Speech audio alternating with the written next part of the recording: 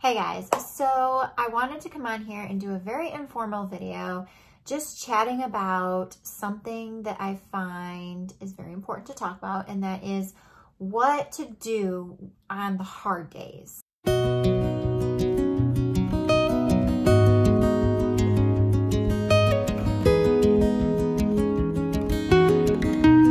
If you're a homeschooling mom, you know, or if you're about to be a homeschooling mom, you should know that not every day is blissful and peaceful and fun and happy and everybody's in a good mood.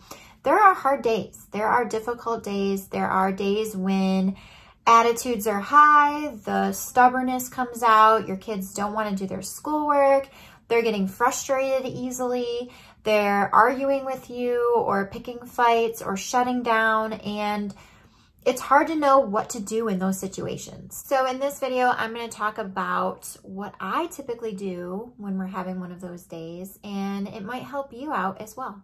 I'm going to talk a little bit about my kids and their personalities. My son is 4 years old and he's in preschool, and preschool is fun. Preschool is, especially the program we're using, is very hands-on and fun, and he really enjoys school. And he actually asks to do school on the weekends. So I don't typically have a huge problem with him. It's usually my oldest daughter. So my oldest daughter is 9 years old. She's almost 10, and she is a fireball. She is strong-willed. She's stubborn. She is very into justice and fairness. And she also is perfectionist. She's picked up perfectionist tendencies. She is worried about getting things wrong. She gets really frustrated if something is hard, and she has big emotions. So she is the one that kind of gives me a run for my money sometimes, and is the one that we have hard days with most often. So on the days that my daughter's just not feeling it, and she's, you know, in a bad mood for whatever reason, or she's frustrated and wants to shut down, the first thing that I tell myself is breathe. Now, you have to try to have some understanding and some empathy for them, because they are learning something new. They're, you know, learning something that might be challenging for them. It might not come easy to them. And also, you have to kind of just pause for a minute and try to get control of your own emotions. Because when my daughter is coming at me and she's yelling at me, or she's frustrated and she's crying and she's, you know, whatever she's doing, it can trigger emotions in me, because I'm an emotional person as well. But I'm the adult, so I have to be the one in charge of my emotions and keep them in check, because if I show her my emotions right back, it just escalates things. It doesn't solve anything, and it makes it worse. So first I take a breather. I stop, take a breather, and I try to really understand what she's feeling and where she's coming from. The next thing that I do is I talk with her. I stop what we're doing with the lessons, and I remind her that we are a team, and that we are working and learning through this together, and that I'm here for her, and I'm not going to mark her wrong or judge her or anything like that. We're going to work through it together.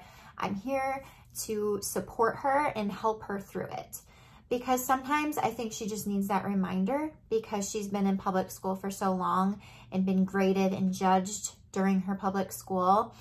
And I think that sometimes she needs the reminder that this is different. This homeschooling is different. I'm not here to grade her. I don't grade her.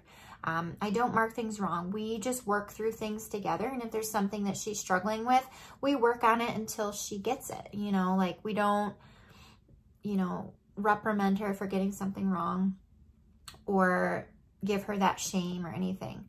So I sometimes just have to remind her. And a lot of times that calm talk and reminder really helps kind of reset her, and just like, okay, we're going to do this. Mom's here with me. You know, mom's going to help me.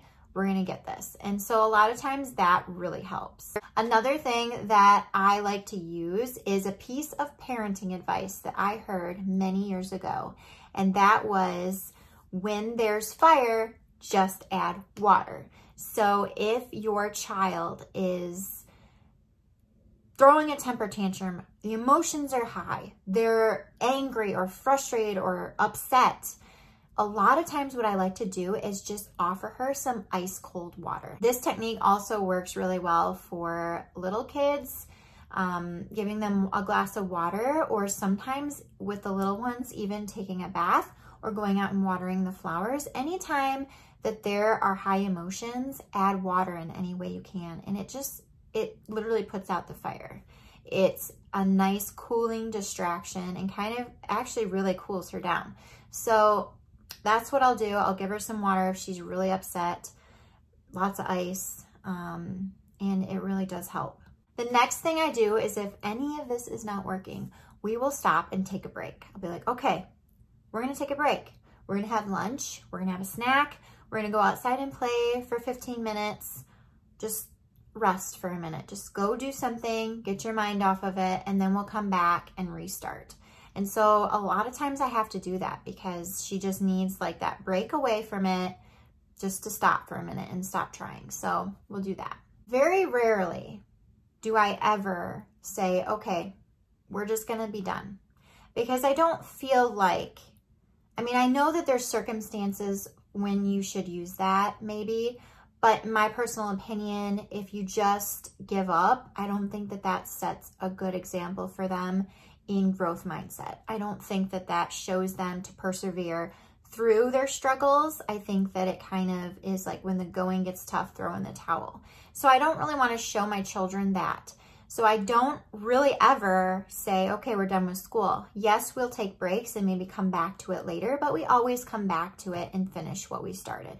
I think that's an important lesson to teach kids. And I know that it can be super challenging because me as a mom, sometimes I just don't want to do it anymore. I'm like, okay, you know what? She'll learn it eventually, we're done. But I don't think that that's a wise decision. So I don't usually do that. So I actually can't think of a time that I've ever done that. One thing I want you to keep in mind when you're having your hard days is that this is where growth happens. This is where the learning happens, the bonding happens, because when you work through a struggle together as a team with your child, it is the best feeling. When we get through it and finally she grasps the concept, or we get through the problems that she was struggling with, we both feel really good. We both feel really happy. We're both our own cheerleaders for each other, and it's just a really good bonding moment. So even when you are having hard days, don't look at them as bad days, because they're not. They're beneficial. They, like I said, they show growth. That is where you grow. So I want to encourage you that if you feel like you're having hard day after hard day after hard day, it's okay. It's completely normal. There are days that are like that, and sometimes they come in a row, and it's very unfortunate, but sometimes that happens. And just persevere through it.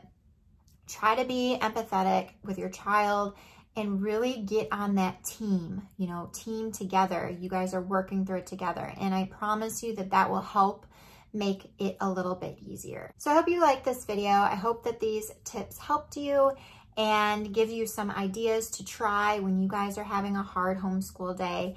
And I will see you guys in another video very soon. Bye.